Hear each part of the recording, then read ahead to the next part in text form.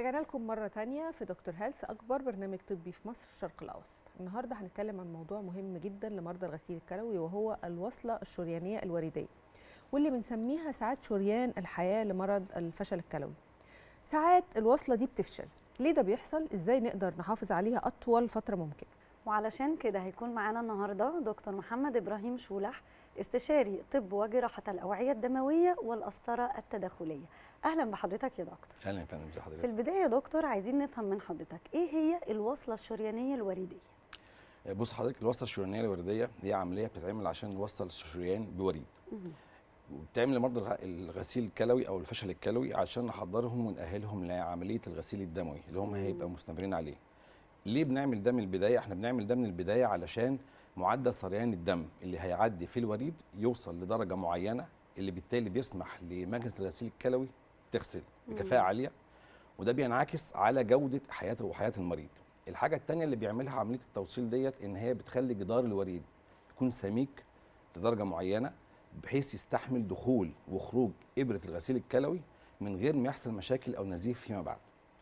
وبرده في نفس الوقت قطر الوريد اللي بيحصل فيه العمليه دوت يكبر، فبالتالي يبقى عندي اكتر من مكان اقدر ادخل فيه المدخل والمخرج بتاع المكنه بتاعه الغسيل الكلوي، عشان تكرار وغز الابر في نفس المكان ممكن يعمل مشاكل ويعمل تلف في الوصل. قول لي يا دكتور، هي موضوع فشلها ده متكرر جدا ولا نادر؟ بص حضرتك، هو عمليه فشل غسيل الوصله الشريانيه ديت امر مش غريب، وفي نفس الوقت برضه وارد حدوثه، ومش غريب، بس يستحسن ما يحصلش. لكن وظيفتنا احنا ان احنا نعرف الاسباب ونحط ايدينا عليها علشان نوصل بافضل نتيجه. ليه؟ لان زي ما حضرتك تفضلتي قلت ان الوصله الشريانيه ديت بتمثل مش وصله للغسيل الكلوي، دي وصله لحياه المريض. ان كيس او في حاله عدم ان هي ما فيش او حصل لها مشاكل مش هيقدر يغسل، وبالتالي ده هينعكس على حياته طبعا والفولو اب بتاعه. طبعا. طيب نسب حدوثها ايه؟ طبعا عالي، يعني احنا بنتكلم ان احنا 4 من كل 10 وصلات شريانيه ممكن تتعمل، ممكن تفشل في اول سنه. اول 30 يوم ممكن 20% من الوصلات، ده حسب التجارب السريه اللي بتتعمل، يعني 20% بيحصل لهم فشل او عدم نضوج في اول 30 يوم. فهو شيء طبعا وارد حدوثه، لكن يستحسن انه ما يحصلش طبعا. اكيد. طب بالنسبه بقى لاسبابه يا دكتور علشان نبقى فاهمين. بص حضرتك، اسباب الفشل دوت في حاجات كتير، احنا هنحاول نلخصها عشان تبقى الناس فاهمه شويه. طبعا. نمره واحد، الحاله العامه للمريض. ساعات الحاله العامه للمريض نفسه اصلا ما يسمحش ان انا اعمل له وصله شريانيه ورديه، لان يا اما عنده مشاكل في القلب، ده بالتالي لو انا عملت له وصله شريانيه ورديه مع وجود ضغط واطي او فشل على عضله القلب، هيعكس دوت على اما كفاءه القلب او هتقفل.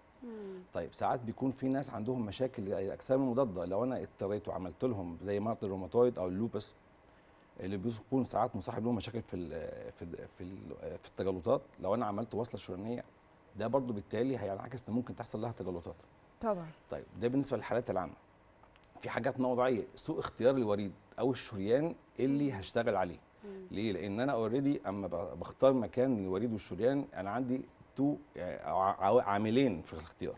لازم يكون الشريان بيدخل لي دم كويس وقطره كويس، وفي نفس الوقت يكون عندي وريد يرجع الدم فيه كويس وقابل ان هو ينضج. يعني ايه ينضج؟ يعني حجمه يكبر. بس هو واضح ان الموضوع معتمد بفكره بحجم كبير على قدرات الدكتور وشطارته برضه. اكيد طبعا، صح؟ لان في جزء التاني اللي برضه اقول لحضرتك عليه التكنيكال، يعني حتى في ساعات حاجات تقنيه سواء كانت اثناء العمليه او بعد العمليه او عمليه الاختيار، ده كله بيعتمد على الدكتور، على التكنيكال. طيب خلينا نتكلم على المريض اكتر يا دكتور. تمام. يعني لو المريض هو واخدها هو بيمشي بالموضوع طبعا. ده، طبعا. طب يعرف منين اذا كانت شغاله ولا باظت؟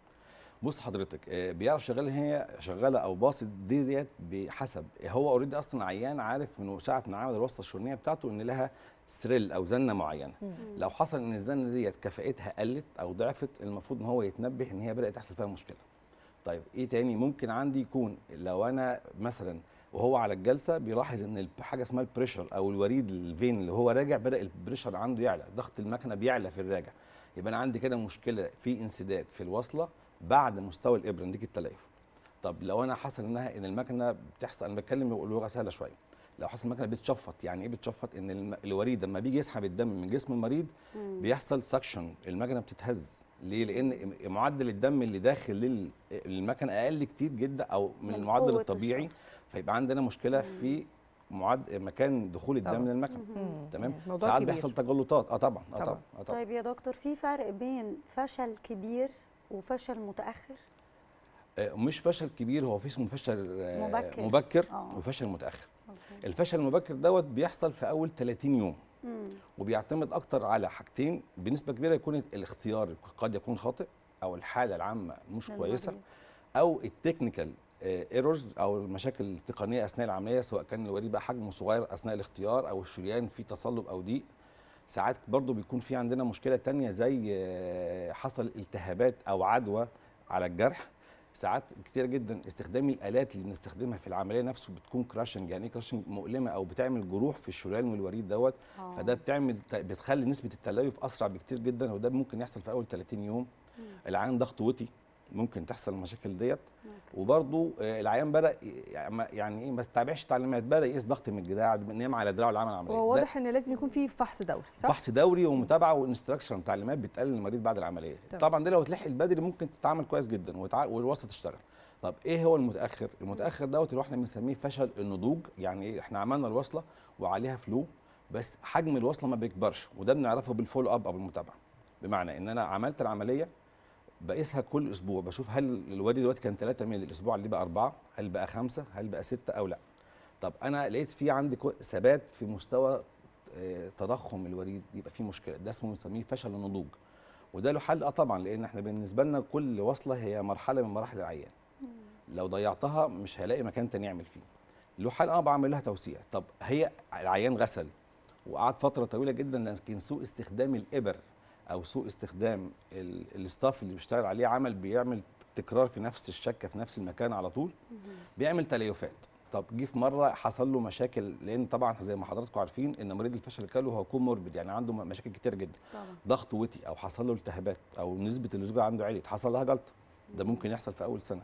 كل ديت مشاكل وارده، بس الفحص المبكر ليها وان انا الاقيها بسرعه اقدر احلها، والعيان يرجع يغسل نفس الوصله تاني. طبعا بنشكر حضرتك جدا يا دكتور محمد على المعلومات القيمه الكتيره بتاعت النهارده دي. شكرا لحضرتك جدا. شكرا يا فندم جدا لحضرتك. لسه عندنا فقرات في دكتور هيلث، خليكم معانا.